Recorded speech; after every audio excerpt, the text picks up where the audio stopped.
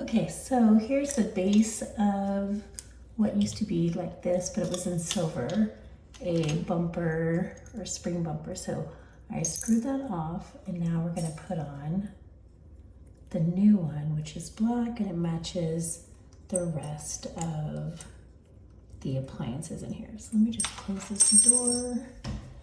Since I'm doing this with one hand, it's a little bit more difficult. Definitely need to get a phone stand. Okay, so we're gonna use a Phillips screwdriver. These are the screws that come with this pair. And then what you do, you take, see the end of this wire?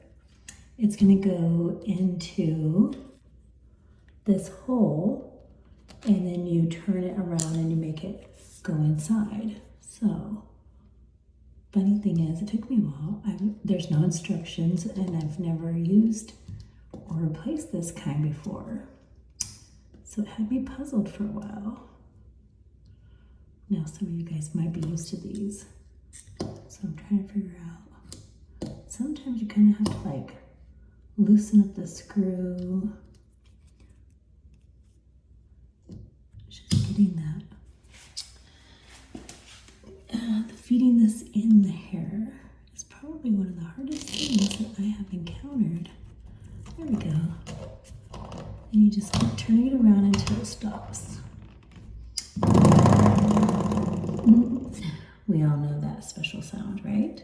So at my house, I put in different bumper pads, which you, I'll have to show you later, you take off the door top, and then the door stopper goes in here.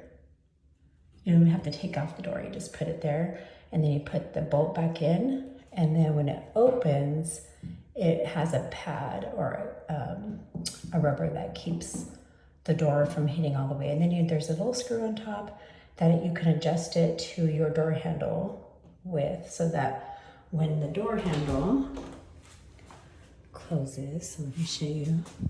Now on this one, see you have the bumper, and because the bumper stops it, the doorknob doesn't hit the wall, right?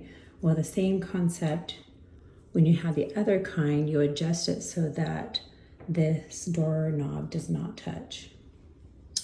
Okay, so there's lots of doors in here, so lots to do. Hope you enjoyed that, and hope that helps somebody.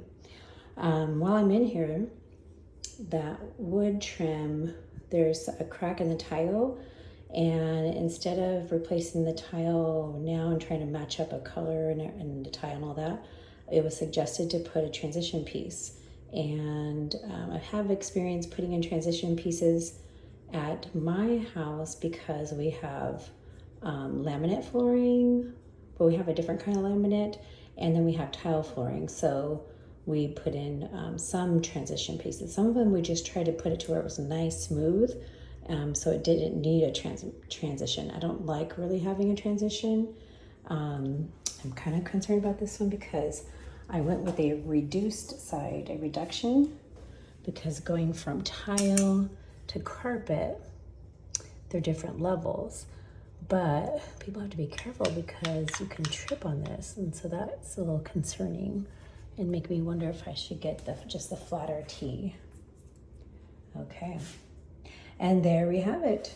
So this is another video for a new series called Handy Pam. Handy Pam. Or do you like Handy Pammy? I should do a vote. There you go. Something that you can do, since we have black trim in here, there's your doorknobs for the closets. They're usually a gold or a silver, and you pop these out, take them outside, put them in a cardboard box, and then use a spray can of matte or gloss. I think Rust-Oleum is really good. And just spray paint these, let them dry, pop them back in.